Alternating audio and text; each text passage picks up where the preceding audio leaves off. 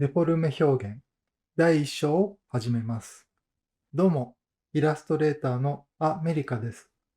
今回僕が担当するデフォルメ表現がどんな講座なのかというと、デフォルメの考え方を幅広く学べる講座になっています。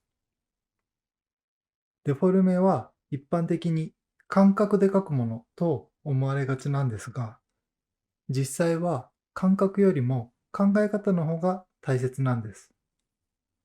皆さんにはデフォルメの考え方を身につけてほしいと思います。どんなデフォルメが学べるのかというと、人物、動物、モンスター、クリーチャーなどの人外、そして背景、キャラクターから風景まで一通り学べる内容になっています。改めてここで簡単に自己紹介をさせてください。フリーランスになる前は、もともと会社員としてイラストやデザインをして働いていました。主線を使わない絵本のように優しいテイストで、主にゲーム、広告、グッズ、出版などの分野でお仕事をしています。皆さんどうぞよろしくお願いします。はい。では早速始めていきましょう。目次です。全部で15章となっております。1章の流れはこの3つのパートで進めていきます。デフォルメの定義。デフォルメの定義から確認していきましょう。辞書によると、デフォルメとは、自然の形態の忠実な模倣を離れて、強調、変形して表現することとあります。意味としては正しいんですが、ちょっとわかりにくいので、もう少し簡単にすると、デフォルメとは単純化と誇張です。木のデフォルメを例に見てみましょう。まずは単純化の例です。木の幹の形、葉っぱの形、木の特徴的な部分だけを残して単純化してみました。単純化は必要のない要素を削ること、つまり引き算と言えます。そして誇張の例です。木の幹をもっと直線にしてみたり、葉っぱの形をさらに大胆に丸くしたり、木の特徴を大げさに表現することが誇張です。つまり誇張とはメリハリを出すことです。たとえデフォルメしても、それが何なのか伝わらないと意味がありません。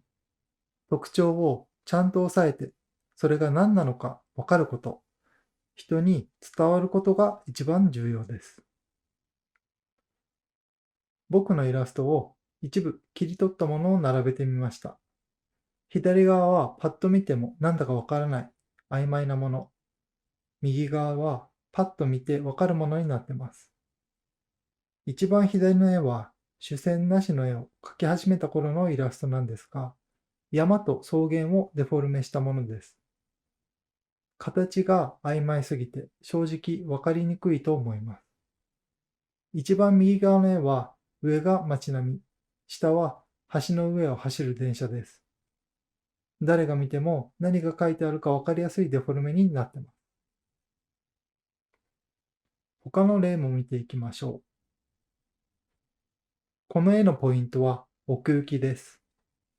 田んぼ、畑、あぜ道などの要素をシンプルな形で単純化しています。同時に緑一面に広がる景色が誇張されています。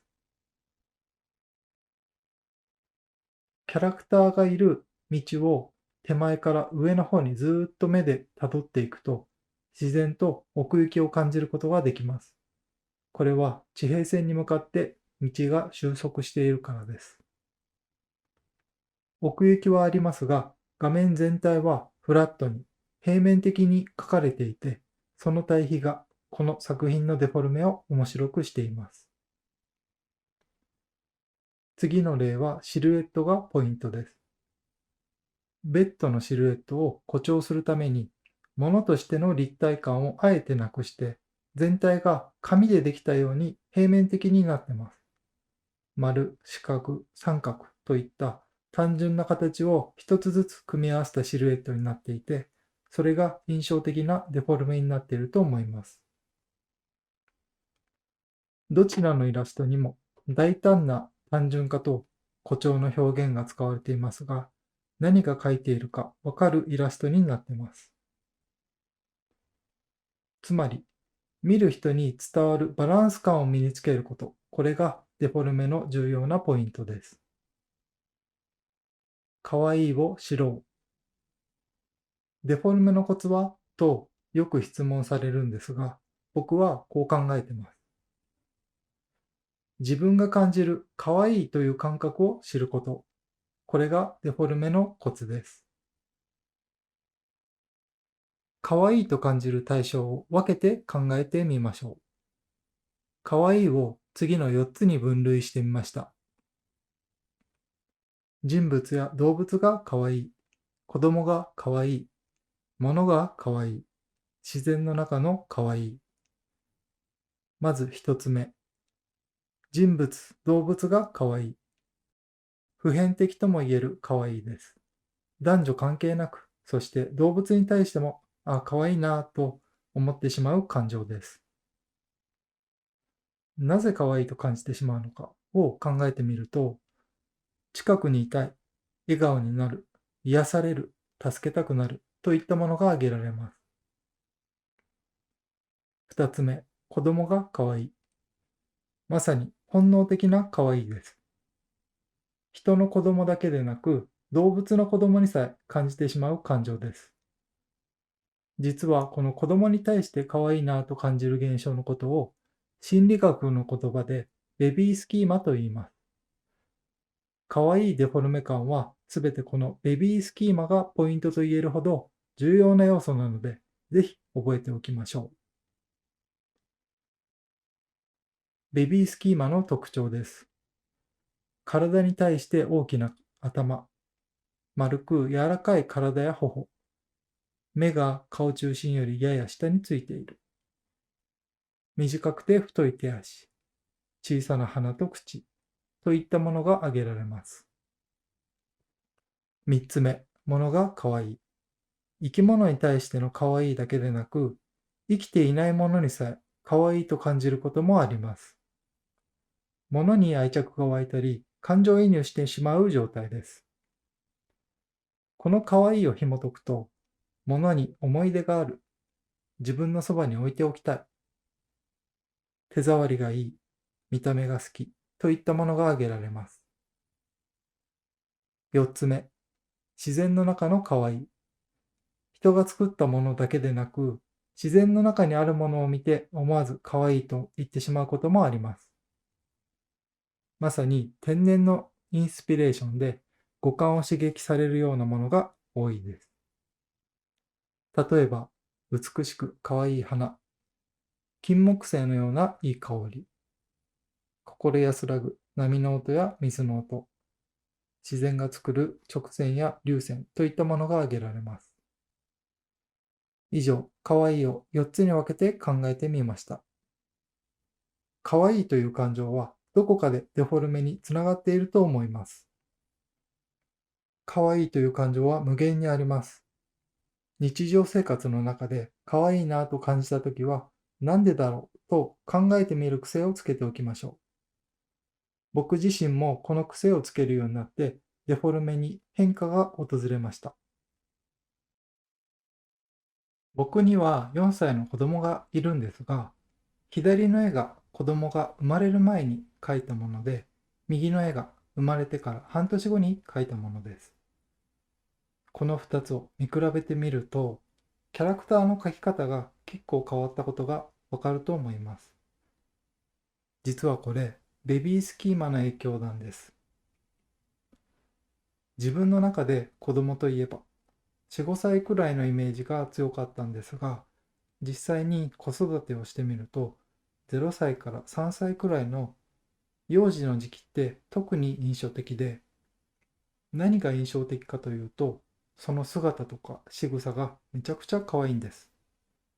幼児ってまだ腕が短くて、頭の上に手が届かないこととか、赤ちゃんの座った時の仕草なんて何とも言えない可愛さがあります。そういう子供の姿を間近で見てて、なるほど、ベビースキーマってこういうことかと感じることができたんです。そして気づいたら自分の絵にもその影響が出ていたというわけです。というわけで、自分が感じる可愛いという感情をとことん研究しましょう。これがデフォルメを可愛くさせるポイントです。デフォルメ3つの要素。デフォルメの絵柄どうやって決めるのという質問です。デフォルメに限らず言えることなんですが、イラストを描いている人なら必ず一度は絵柄で悩んだことがあるんじゃないかなと思います。実はそんな時に自分の絵柄を見つけるための考え方があるんです。それが3つの要素で決めるという方法です。目的、理想、市場。この3要素で絵柄を決めていきます。1つ目の要素は目的。目的はいわば絵柄を探すためのコンパスです。つまり絵柄の方向性、ディレクションを決めるという話です。目的はつまり何に使う絵ということです。漫画、挿絵、グッズ、動画、ゲーム。媒体によっては合う、合わない絵柄もあるかもしれません。ディレクションが決まってないと途中で迷子になることもあります。迷子にならないためにも目的をはっきりさせましょう。二つ目の要素は理想。理想は自分らしさのエンジンです。自分らしい絵柄を探す最も強いエネルギーになります。自分らしい絵柄は数枚描いたところでそう簡単には決まりません。理想の絵が描けるまで長い時間がかかります。理想はつまり自分の好きです。自分の趣味、感覚、年齢、好きな作品、好きな作家。最初から自分が描きたい絵がわかる人は少ないはずです。まずは自分が理想とする雰囲気やテーマを見つけましょう。わからないときは自分が好きな作品を並べて研究してみることがおすすめです。自分が好きなものの中に自分の理想とするヒントが隠れているからです。具体的に何が好きなのか、どこに魅力を感じているのかを突き詰めていくと、自分の理想に近づけるはずです。3つ目の要素は市場。市場は客観的なヒントです。イラストレーターにとってこの市場と向き合う姿勢はとても大切です。イラストレーターは基本的にクライアントとお仕事をします。忘れてはいけないのは、クライアントの先にお客さんがいることです。誰に届けたいものなのか、イラストを見る人はどんなものが好きでどんなものが嫌いなのか、自分の理想だけでなく、市場の声、みんなの声にも耳を傾ける必要があります。市場はつまりみんなの好きです。年齢層、トレンド、文化、性別、趣向、周りの人たちが日頃どんなものに触れているかを研究しておきましょう。みんなが好きなもの、流行している作品、長年愛され続けている作品には必ずヒントがあるはずです。また、自分の絵が市場の中でどう見られるのか、客観的な視点で考えることも大切です。ちょっとこの説明だとまだ分かりづらいと思うので、実例を用意しました。概要を簡単に説明すると、すでに発売されている既存のカードゲーム、凶悪な魔物をリニューアルしてデザインを変えるという案件です。ちなみに新しいタイトルは腹ペコバハムートです。まずは目的です。ボードゲームのカードになるイラストなので、アイテムとしてのデザイン性と分かりやすさをポイントに決めました。次は理想です。僕の絵の強みである絵本タッチ、主線のない絵柄と原作の雰囲気にもあったキャラクターのゆるさを理想としました。そこから主線なしタッチ、ゆるいキャラクターをポイントに決めました。最後は市場です。僕はあまりボードゲームの市場に詳しくなかったので、打ち合わせでどんなものが人気なのかクライアントに尋ねてみました。